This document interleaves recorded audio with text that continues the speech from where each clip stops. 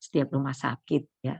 Nah, misalnya pada keracunan Gramaxon ya salah satu racun rumput itu ya bisa terganggu fungsi hati ya, bisa terganggu fungsi ginjal, malah bisa menyebabkan gagal ginjal ya, bisa menyebabkan gagal ginjal ya. Jadi kadang-kadang pasien itu bisa harus di eh, hemodialisis ya karena terganggu fungsi ginjalnya tadi ya. Nah, ini pada saat intoxikasi itu ya perlu dinilai RW-nya, pernafasannya, ya disabilitasnya, dan juga eh, sirkulasinya bagaimana ya. Jadi kita perlu menilai itu ya. Nah, RW-nya apakah pasien mempunyai kesadaran yang baik ya, apakah pasien dengan refleks batuk yang baik ya, aliran nafas dipastikan ya dengan head tilt atau jaw thrust ya, kemudian dengan menggunakan orofaringeal atau alat nasofaringeal ya. Kalau perlu diintubasi ya pada pasien yang ada indikasinya ya untuk melapangkan jalan napas ya. Kemudian apakah pasien gagal napas ya? Nah, itu biasanya bisa disebabkan oleh obat-obat ini ya, menyebabkan. Jadi bantu pernafasan ya. Kemudian rencanakan ventilator mekanik ya. Apabila volume tidalnya 15 ml atau RR-nya 12 sampai 15 kali per menit ya. Kemudian ini obat-obat yang mungkin menyebabkan bisa terjadinya gagal nafas ya. Kemudian bisa terjadi hipoksia ya. Ini juga obat-obatan yang bisa menyebabkan terjadinya hipoksia ya. Nah, ataupun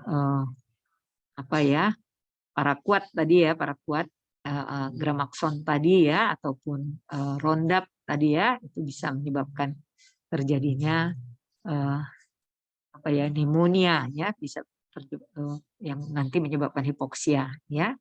Jadi disiapkan suplementasi oksigen ya. Kemudian kalau ada odium pulmonum hati-hati pemberian cairan ya. Nah, kalau ada pneumonia diambil sputum untuk dilakukan kultur ya. Kemudian diberikan antibiotik ya. Kalau saya lihat rata-rata pasien yang misalnya keracunan racun rumput tadi ya pada awalnya memang mereka itu tidak ada tanda infeksi Pak. Kalau segera dibawa ke rumah sakit ya. Tetapi beberapa hari kemudian itu biasanya kita jumpai tanda infeksi ya, pasien bisa demam ya. Nah, pasien dari darahnya juga dijumpai leukositosis, ya bisa terjadi sepsis, ya. Nah, ada juga obat-obat yang menyebabkan bronkospasme, ya. Nah, antara lain ini ya bisa beta reseptor antagonis, ya. Kemudian bisa juga karena bahan-bahan kimia, ya, yang bisa menyebabkan terjadinya bronkospasme ini, ya. Nah, diberikan suplementasi oksigen, diberikan bronchodilator ya. Kalau karena organofosfat ya diberikan antidotumnya ya, diberikan atropin ya kalau disebabkan oleh karena organofosfat ya. Jadi memang kalau organofosfat itu memang kita lakukan atropinisasi ya. Nah, sirkulasi ya untuk gangguan sirkulasi kita pasang monitor EKG, nanti kita tahu apakah ada terjadi aritmia ya. Kemudian dipasang akses infus ya, dan juga diukur tekanan darah dan irama dari nadi ya, apakah terjadi aritmia ya, kalau bisa dilakukan monitor EKG ya. Nah, ini bisa terjadi bradikardi, tahikardi ya, disritmia, bisa terjadi hipotensi, hipertensi ya, akibat daripada intoksikasi tersebut ya, atau perpanjangan QRS interval ya, yang ini akan nanti menyebabkan terjadinya kegawatan kardiologi ya. Nah, ini obat-obat yang menyebabkan bradikardi ya bisa disebabkan oleh organofosfat tadi ya, bisa disebabkan oleh digitalis ya, kemudian propranolol ya. Begitu juga bisa karena opioid ya, bisa menyebabkan terjadinya bradikardi ya. Jadi biasanya sih disebabkan oleh kalsium antagonis ya, tapi bisa juga disebabkan oleh obat-obat yang lain ya. Jadi obat-obat yang menyebabkan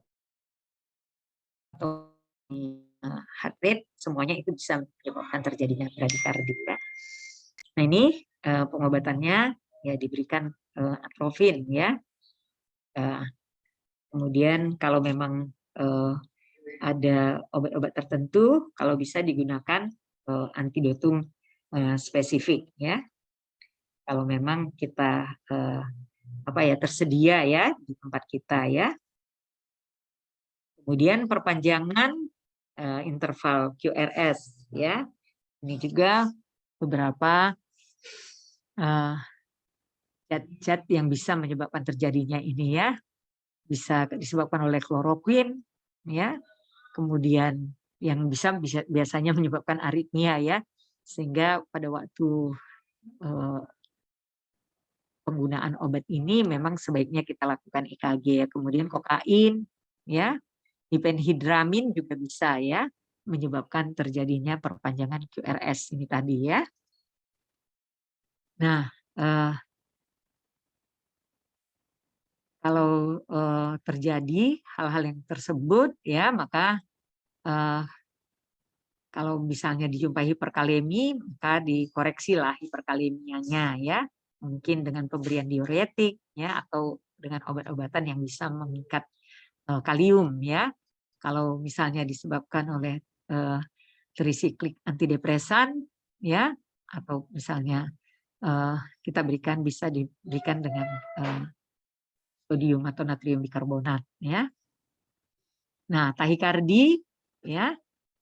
Nah, ini tadi udah saya sebutkan tadi ya, disebabkan oleh amfetamin ya, bisa kafein ya, dan berbagai juga zat-zat yang bisa menyebabkan terjadinya tahikardi ini ya.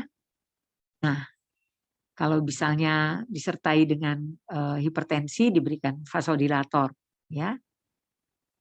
Dan vasodilator ya, atau diberikan short acting beta blocker ya, bisa diberikan ya. Nah, ini ventricular dysrhythmia ya.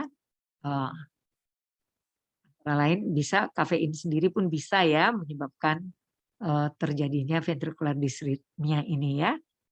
Termasuk azitromisin ya. Sehingga pada pasien-pasien yang pada saat awal-awal kita COVID itu ya sering juga bisa terjadi aritmia ya disebabkan oleh azitromisin ini, dan juga bisa disebabkan oleh kloroquine tadi juga bisa ya, klaritromisin ya, cisaprit pun bisa ya. Cisaprit ini adalah obat prokinetik ya untuk mengatur peristaltik usus ya. Jadi begitu banyak obat-obatan dan zat-zat yang bisa menyebabkan ventricular dysrhythmia ini ya. Bisa diatasi dengan pemberian natrium bikarbonat ya, atau dengan pemberian magnesium sulfat ya kalau terjadi ventricular dysrhythmia. Nah, hipotensi ya, ini juga beberapa obat-obatan yang bisa menyebabkan terjadinya hipotensi ya, terutama memang obat-obat yang seperti beta reseptor ya, beta blocker, kemudian bisa juga reservin ini juga obat anti hipertensi ya, klonidin ya, yang memang saat ini sudah jarang digunakan ya. Kalau dulu ini yang ada di puskesmas ya, reservin ini ya, dan dia cepat sekali menurunkan ini ya tekanan darah ya, dan nanti efek sampingnya tentu bisa terjadi hipotensi ya. Nah, kalau terjadi hal tersebut, maka kita bisa berikan infus NaCl ya, dan bisa juga kita berikan obat-obat untuk meningkatkan tekanan darah ya, misalnya dopamin, norepinefrin ya, itu bisa kita berikan kalau terjadi hipotensi akibat daripada intoksikasi. Nah, kalau hipertensi ya tadi amfetamin bisa ya menyebabkan hipertensi ya, bisa diberikan obat-obat yang cepat menurunkan tekanan darah ya, misalnya nitrofurantoid ya, ataupun esmolol ya, itu bisa diberikan ya kalau terjadi hipertensi ya, atau obat-obat anti hipertensi yang lain juga bisa ya, yang bisa segera menurunkan tekanan darah tersebut ya.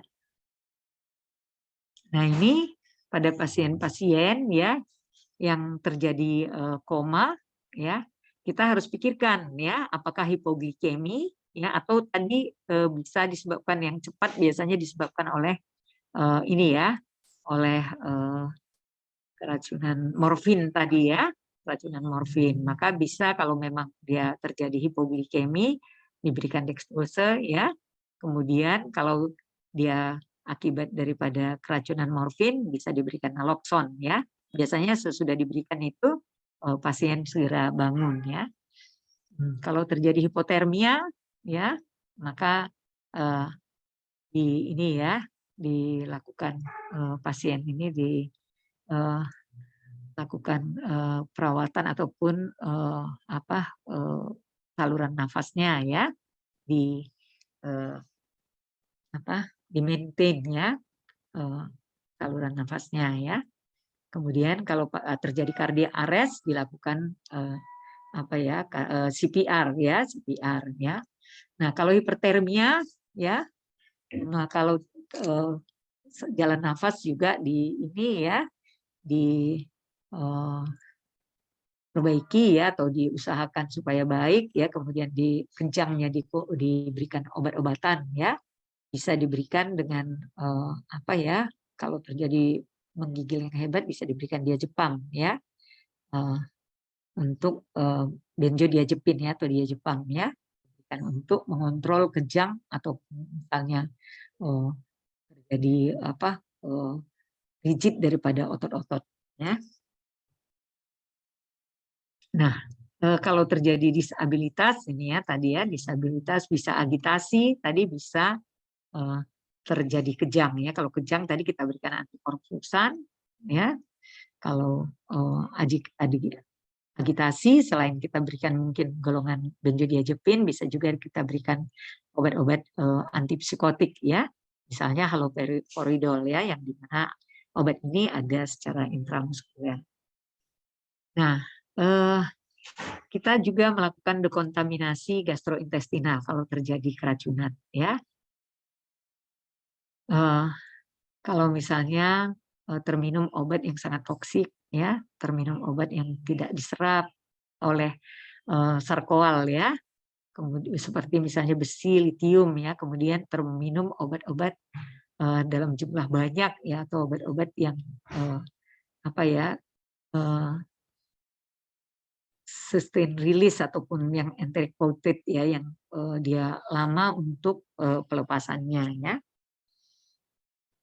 Nah, dilakukan gastric lavase ya. Jadi gastric lavase itu misalnya indikasinya kalau terjadi overdosis ya dari obat-obatan atau liquid ya, yang lebih efektif bila dalam 30 sampai 60 menit ya. Tapi biasanya di bawah 4 jam ya, karena gastric emptying time itu kan sekitar 4 jam ya. Jadi sebaiknya sebelum masih di dalam gaster obat-obatan atau racun itu, di situ kita lakukan gastric lavase ini ya. Tujuannya itu juga untuk mengencerkan dan mengeluarkan cairan racun tersebut ya. Kontraindikasinya kalau terjadi koma, kejang gitu ya, atau obat-obat yang ini tadi ya, yang terminum oleh obat-obat yang sustain release ini tadi ya, itu tidak dianjurkan gastric lavase. Tapi yang paling baik adalah kalau 30 sampai 60 menit sudah keracunan. Untuk misalnya racun Roundup ataupun tadi Gramaxon, walaupun dia termasuk zat korosif, tetapi itu masih dianjurkan ya untuk gastric lavase. Selain nanti pemberian activated sarcoal ya, atau kita biasanya berikan norit ya, kita berikan norit. Nah, ini activated sarcoal ya, itu juga kita berikan sesudah keracunan ya, untuk mengurangi absorpsi obat ya, termasuk tadi bukan hanya obat tetapi racun-racun tadi ya, seperti misalnya tadi Roundup, Gramaxon, ya, dan itu kita berikan biasanya, ya. Jadi yang ada kita adalah norit, ya, tetapi dosisnya tinggi kita berikan, ya. Jadi biasanya 0,5 miligram, 0,25 sampai 0,5 miligram per kilogram berat badan. Jadi kalau berat badannya 50, ya, maka kita berikan misalnya 0,5 miligram per kilogram berat badan, ya. Jadi bisa kita berikan sampai misalnya 100 tablet gitu, ya, kalau yang 0,25 itu, ya. Jadi bukan sedikit-sedikit kita berikan, ya, untuk pemberian activated charcoal ini, ya. Nah, ini obat-obat yang hanya sedikit diabsorpsi, ya. Jadi untuk obat-obat ini kayak seperti ini tadi, ya, litium, besi gitu, ya. Itu ataupun metal yang berat, ya, itu sedikit diabsorpsi oleh activated charcoal ini tadi, ya. Nah, kalau untuk hal yang sedikit diaktifasi ini tadi, kita lakukan irigasi usus, ya. Kita lakukan irigasi, ya. Misalnya ini tadi, ya, dengan yang obat-obat misalnya keracunan litium itu tadi, ya, kita lakukan irigasi usus, ya, atau keracunan obat-obat yang sustain release ini tadi atau interrupted coated ini tadi, ya. Sementara indikasinya itu, ya, kalau ileus intestinal obstruksi, ya udah jelas, ya, karena diirigasi ususnya, ya. Nah, ini obatnya dilakukan ada yang sudah ya, sudah zat yang sudah memang ini, ya, dibeli yang sudah siap jadi, ya. Nah, itu dimasukkan, ya, gastric tube gitu, ya, diberikan 2 liter per jam gitu, ya. Terus diberikan, ya, untuk mengirigasi obat-obat tersebut ini tadi, ya, karena dia tidak bisa diserap oleh ini tadi, ya, activated charcoal atau misalnya kita berikan norit gitu, ya. Jadi itu dilakukan irigasi usus tadi untuk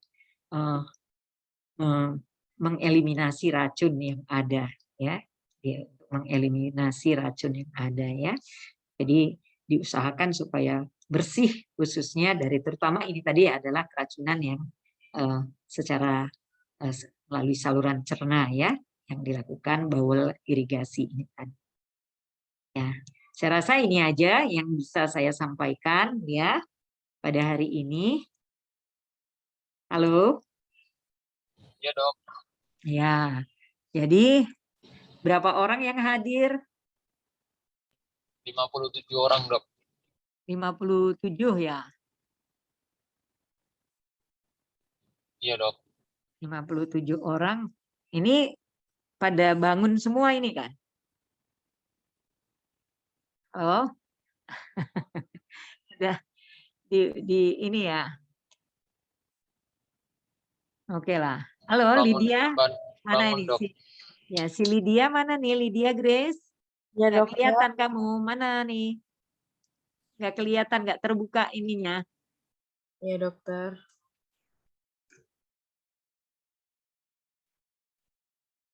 Ya, oke. Ya. Nah, ini si Ananda. Ananda mana, Ananda? Oh, ya. Nanti dikirain nanti hadir, katanya nanti hadir gitu, ya, gimana? Jadi hadir semua ini, ya? Iya, Dok. Oke. Ada nggak pengalaman kalian pernah melihat keracunan atau di mana gitu, ada saudara atau siapa gitu? Ada tidak?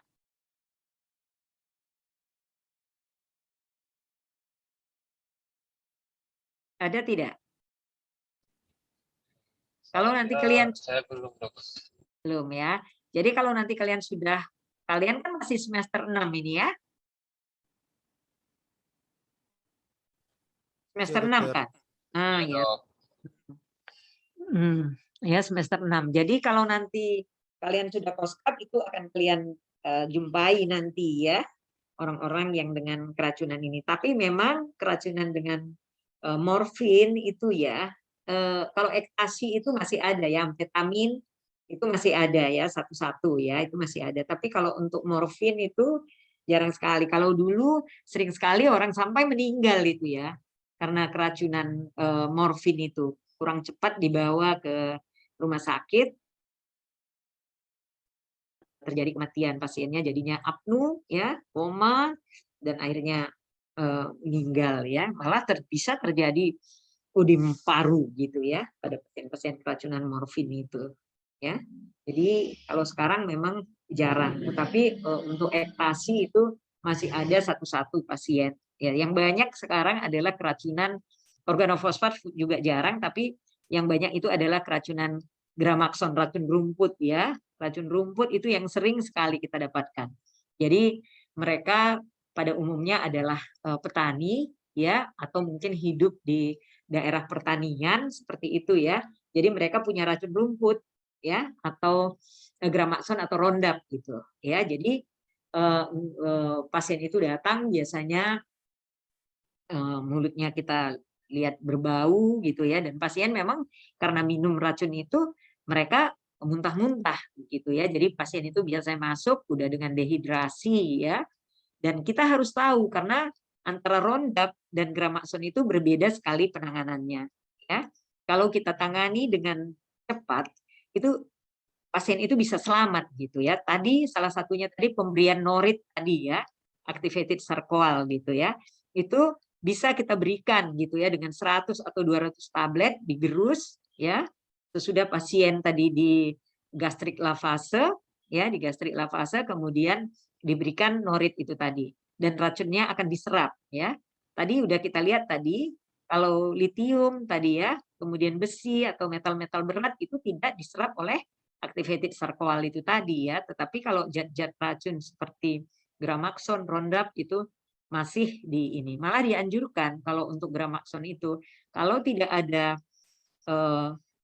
activated charcoal atau tidak ada norit, tanah itu sendiri pun bisa gitu ya. Jadi tanah itu diinikan, dilarutkan, diminumkan gitu ya. Jadi dia tidak terurai, salah satu tidak diserap, kemudian yang kedua katanya tidak mengurai. Nanti sesudah terurai itu yang masuk ke dalam darah itu yang menyebabkan nanti terjadinya keracunan itu ya, yang nanti bisa lever hatinya juga nanti bisa rusak ya, pasien terus SGT-SGBT-nya meningkat sampai ribuan, bisa menyebabkan gagal ginjal ya. Itulah yang penting sekarang. Oke ya, saya rasa kita cukupkan sampai di sini saja ya. Baik, Dok. Oke ya. Absennya gimana ini? Nanti saya share, Dok, link absensi untuk dokter isi, Dok. Oh gitu. Oke, oke. Berarti saya isi, tapi saya nggak bisa foto kalian ini ya. Bisa, Dok. Atau kalian yang foto di-share ke saya, bisa? Mohon maaf, Dok, saya sedang dalam perjalanan, Dok, jadi agak susah, Dok. Siapa yang bisa? Ini siapa yang lagi dalam perjalanan ini? Saya, Dok, Hasian, Dok. Oh, Hasian. Oh, kamu lagi di jalan, lagi di mobil, Hasian. Iya, Dok. Oh, ya. Jadi gimana? Link absen aja lah ya. Oh ya, boleh, Dok. Nah, link absen aja nanti kirim ke saya, biar saya ini ya. Ya, Dok, baik, Dok. Oke. Nggak ada yang bertanya ini kan? Nah. Sepertinya tidak ada, Dok. Oke, oke. Iya. Oke, kita cukupkan sampai di sini ya. Baik, Dok. Oke.